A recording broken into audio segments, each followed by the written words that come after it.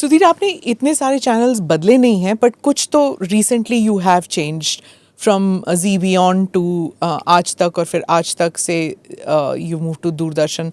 तो personal relationships में फ़र्क पड़ता है? Do you keep with that? How does it impact जब आप एक इकोसिस्टम से दूसरे इकोसिस्टम में जाते हैं? आपने जैसा थोड़ी देर पहले कहा था कि मैंने जितने भी प्रोमोटर्स के साथ काम किया लेटली, अच्छी बात ये रही कि मैंने हमेशा जो प्रोमोटर हैं या आप कह लीजिए कि चैनल के मालिक हैं, हमेशा उनके साथ बहुत क्लोजली काम किया है. तो सभी जगह मेरी जो इक्वेशन है वो उनके साथ बहुत अच्छी रही है. पहले जी में काम किया सुभाष जी के साथ, और जी में मैंने दोनों चीज़ों को अचीव करने की कोशिश की कि एक प्रोफेशनल सक्सेस तो मिले लेकिन एक सेटिस्फेक्शन भी मिले. जैसे जी में इतने सारे चैनल्स तो किए, लेकिन जो वियॉन जो लॉन्च किया वो सबसे ज़्यादा आपको सेटिस्फेक्शन देता है. तो आई स्टिल रिमेंबर, मुझे 2021 में कोविड हुआ था, और कोविड के टाइम में 15 दिन हॉस्पिटल में रहा था. दैट वाज द टाइम जब ऐसा लगता था कि पता नहीं आप जिंदा रहेंगे या नहीं रहेंगे. तो वो कमरे में, बंद कमरे में जब आप 15 दिन रहते हैं तो बहुत सोचने का मौका मिलता है. रोहित भी उसी वक्त, रोहित ऑल्सो उसी समय वो निकल गया. तो वो बहुत अजीब सी सिचुएशन थी. And very honestly I was not sure कि मैं जिंदा रहूंगा या नहीं रहूंगा. तो सारे टाइम मैं अपने से मरने के बाद की प्लानिंग करता रहता था कि क्या होगा, कैसे होगा. और उस वक्त मेरी फैमिली भी मेरे साथ नहीं थी. वो सब बाहर थे, विदेश में थे. तो और फ्लाइट सब बंद थी. मेरे पेरेंट्स बहुत दे आर वेरी ओल्ड. उनको भी मैं और कोविड जो है वो अकेलेपन की बीमारी थी. ये आपको अकेले ही झेलना है. मरना भी है तो अकेले ही मरना है. पहले हम कहते थे ना कि भाई किसी की लोकप्रियता तब पता चलेगी जब उसके जनाजे में कितने लोग आए. तो कोविड ने वो भी छीन लिया कि उसमें भी कोई नहीं आएगा. हम तीनों एक उसी वक्त हॉस्पिटल में थे. आप, मैं, रोहित. यस. तीनों. और रोहित के साथ जो हुआ उसके बाद से क्या है, लोग बहुत डर गए. मेरे मन में भी बहुत सारी बातें ये आ रही थी कि हो सकता है रोहित से ऊपर ही जाके मुलाकात हो, वहीं पे हम अगली न्यूज़ मीटिंग करेंगे. तो ऐसा लगता था. तो पर मैं तब सोचता था कि अगर मैं बच गया तो मैं क्या करूँगा. तो उसमें से जो एक थॉट मेरे दिमाग में आया वो ये था कि मैं अगर बच गया तो now I will quit this job. क्योंकि मैं बर्न आउट हो रहा था, मैं थक रहा था. मुझे ऐसा महसूस हुआ कितने साल वही चीज़ करते करते करते अब मैं बोर भी हो रहा हूँ और मैं थक रहा हूँ. तो मैंने ये सोचा. फॉर्चुनेटली मैं बच गया, मैं बाहर आया. और जी को छोड़ने का जो मेरा जो पूरा प्लानिंग था वो 1 साल से चल रहा था. तो आप समझिए कि जुलाई 2021 से करते करते मैं जुलाई 2022 में वहाँ से बाहर निकल पाया. तो सुभाष जी के साथ बहुत अच्छा रिलेशनशिप था. उन्होंने कई बार मुझे रीथिंक करने के लिए भी कहा, but he was very kind enough. जब मैंने उनको कहा कि मतलब इट्स अ इमोशनल डिसीजन और कुछ नहीं है, तो मुझे लगता है कि जी में जैसा फेयरवेल उन्होंने मुझे दिया, आई थिंक ऐसा फेयरवेल कभी किसी को नहीं मिला होगा. इतने प्यार से उन्होंने फेयरवेल मुझे दिया. खुद वो आए, और जितने लोगों ने, मुझे उन्होंने नहीं बताया, जितने लोगों ने मेरे साथ इस दौरान काम किया था 15-20 साल में जी में, जो लोग आज जी में नहीं भी थे, उन सब को अलग अलग शहरों से उन्होंने बुलाया कि I want you to come for Sudhir's farewell. तो मेरे जितने पुराने दोस्त थे, मेरे पुराने कलीग थे, मेरे बॉसेस थे जो कभी जी में रहे होंगे, उन सब को उन्होंने बुलाया. So it was a very good gesture from his side जो उन्होंने मुझे वहाँ से विदा किया. फिर तो संबंध खराब नहीं हुए. Once in a while we still remain in touch, और वी आर कनेक्टेड.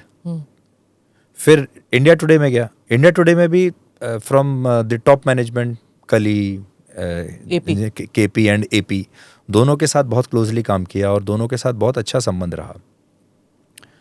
बट 3 साल के बाद मुझे फिर से एक ऐसा लगने लगा कि आई नीड टू मूव. और इसको मैं ये कहता हूँ कि मतलब उनके साथ कोई अनबन नहीं है, लेकिन अब वो मन नहीं है. तो आपका जो मन जो होता है वो आपको कहता है कि नहीं, अब निकलना चाहिए. I need something more. तो हर जगह ऑब्वियसली एक लॉस तो होता ही है किसी चैनल को, क्योंकि एक व्यूअरशिप आप आते हैं, कई साल में व्यूअरशिप बन जाती है. उसके बाद जब वो व्यूअरशिप टूटती है तो सबको उसका नुकसान तो होता ही है. But I think at the same time हमारा जो रिलेशनशिप है वो एक प्रोफेशनल रिलेशनशिप है. लेकिन इतना मैंने एक वो दरवाज़ा खोल के रखा है कि दोबारा कभी भी साथ में दोबारा if our paths cross each other तो दोबारा से एक दूसरे के साथ काम कर सकें। जी। तो इसमें मैं यही कहूँगा कि संबंध बिगाड़ के कहीं से बाहर निकलने की ज़रूरत नहीं है कहीं भी। आप अच्छी तरीके से रहो और जैसा पहले रहते थे, पहले रोज़ बात करते थे, पर महीने में 1-2 बार अभी भी बात कर लेनी चाहिए, हालचाल पूछते रहना चाहिए। That's how industry should work. और सबसे इंटरेस्टिंग ये होता है कि पहले आप जिसके साथ काम करके आए हो, आज वो आपका राइवल है। तो आपको ये भी चीज़ ध्यान में रखनी है कि मैंने उस चैनल में पहले काम किया है, लेकिन अब मुझे उसी चैनल को पीछे छोड़ के आगे निकलना है, उसी टीम के खिलाफ अब आपको काम करना है। खिलाफ मतलब compete करना है उससे। I totally understand और उससे it. बेटर कंटेंट बनाना है। अब मैं जहाँ भी जाती हूँ, अब हर प्रेस कॉन्फ्रेंस में या हर इवेंट पे मुझे 6-7 लोग तो मिल ही जाते हैं जिनके साथ मैं काम कर चुकी हूँ। बिकॉज ऑब्वियसली लोग आते हैं जाते हैं, सो वाई बिगाड़ना नहीं चाहिए, क्योंकि ये एक ही पूल है, यहाँ पर हम घूमते रहेंगे, यहाँ पर एक दूसरे से मिलते रहेंगे, लेकिन एक मैच्योरिटी होनी चाहिए दैट करेक्ट आप जहाँ भी रहें यू डू योर वर्क। जरूरी नहीं that we should be doing the same thing. Growth होनी चाहिए ना इंडिविजुअल की भी, ऑर्गेनाइजेशन की एंड भी। We totally deserve it. We deserve to do better in life. सबसे बड़ी बात स्मिता, मुझे ये लगता है कि जैसे सफलता जो है, सफलता पैसे से नहीं नापी जा सकती, अमीरी और डेजिग्नेशन से भी नहीं नापी जा सकती। सफलता का मतलब मैं ये समझता हूँ कि आपको अपने हिसाब से ज़िंदगी जीने की जो आज़ादी है वो सबसे बड़ी सफलता है। क्योंकि हम जहाँ भी काम करते हैं कोई ना कोई और तय कर रहा होता है आपके बारे में।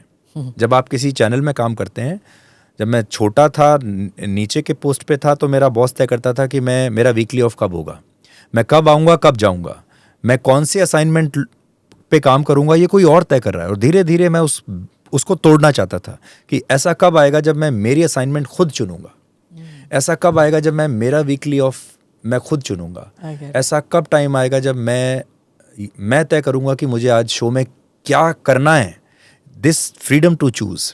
फिर धीरे धीरे धीरे आप उसको स्ट्रीमलाइन करते चले जाते हो और एक दिन ऐसी जगह पहुंच जाते हो जहां आपको लगता है कि अब मैं तय करता हूं कि मेरे शो में क्या जाएगा, मैं कब आऊँगा, कब जाऊँगा। 90% डिसीजन मैं मेरे लाइफ के ले रहा हूँ अभी, बट 10% अभी भी किसी के और के हाथ में है। सो मैं उसको और 10 से अभी 5% करना चाहता हूँ और थोड़ा कम करना चाहता हूँ। और I think everybody deserves it. तो आज आई एम हैप्पी कि आज मैं I am on my own. अब मैं आप ही की तरह मैं भी मेरी एक कंपनी चलाता हूँ और आज मैं मेरे शो का प्रोड्यूसर भी हूँ और मैं एंकर भी हूँ। और प्रोड्यूसर होने के नाते मुझे उसकी क्वालिटी का ध्यान रखना है और उसकी फाइनेंशियल ऑफ डे नहीं होता फिर उसमें, फिर कोई ऑफ डे नहीं, कोई ऑफ डे नहीं। जब अपना काम करते हो तो there is no off day. तो मैंने देखा एक बहुत बड़ा चेंज, मैंने ये देखा कि जब आप एक फुल टाइम जॉब के मोड में होते हो और जब आप अपना काम, अपनी कंपनी शुरू करते हो, तो दूर से बहुत अच्छा लगता था।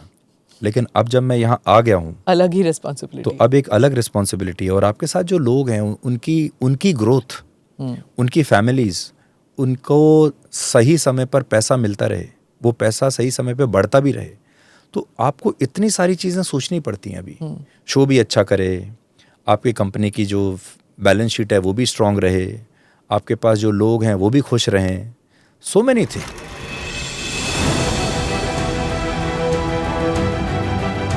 नमस्ते, जय Hind. You're watching ANI podcast with Smita Prakash. अगर हम उसको मस्जिद कहेंगे तो फिर विवाद होगा।